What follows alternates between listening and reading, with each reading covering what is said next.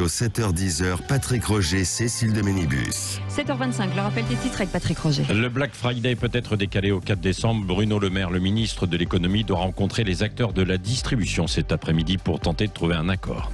Le déconfinement n'est pas d'actualité, selon le ministre de la Santé Olivier Véran. 436 décès enregistrés ces dernières 24 heures à l'hôpital. Jonathan Daval reconnaît avoir eu l'intention de tuer sa femme. Les parents d'Alexia attendent davantage d'explications. Merci beaucoup. Tout de suite, c'est Natacha Polony.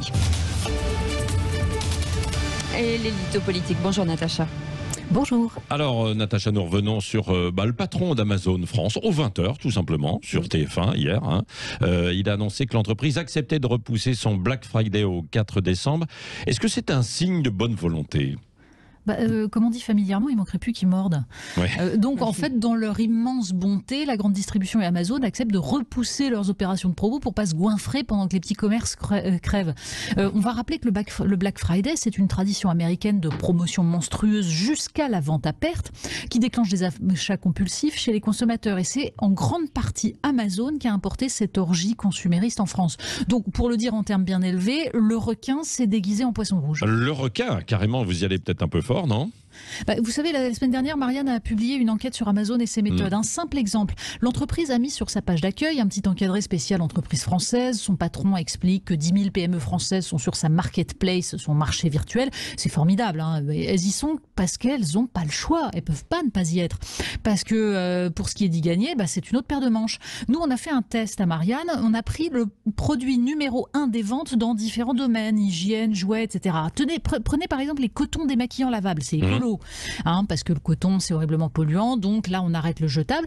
Sauf que les cotons lavables numéro 1 des ventes, donc de marque Mouli, c'est un nom qui sonne français, en fait c'est écrit en minuscule quand on clique sur le nom du fournisseur. Ils viennent de Luoyang, province du Henan.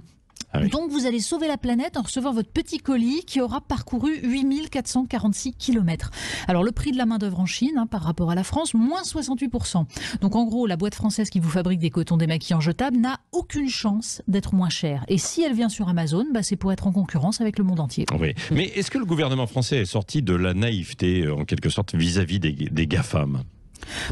Oui, on espère même leur faire payer une petite part de l'impôt qu'ils devraient légitimement payer, mais c'est une piqûre de moustique sur un mammouth.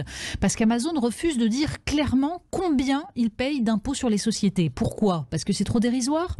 L'entreprise communique en mélangeant les chiffres et surtout évite de préciser que tout ce qui assure des marges, la structure en charge de la pub par exemple, est domicilié au Luxembourg.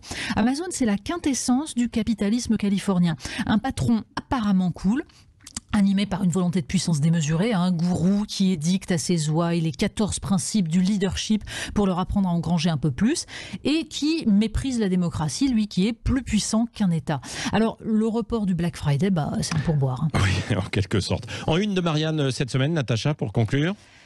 Covid, les questions interdites, les réponses délirantes. En fait, quand la défiance envers les institutions et l'absence de débat démocratique font passer du doute raisonnable, nécessaire, à des théories totalement folles. Ah oui, très intéressant. Merci, à suivre et bon week-end à vous. Merci Natacha Polony, comme chaque vendredi matin.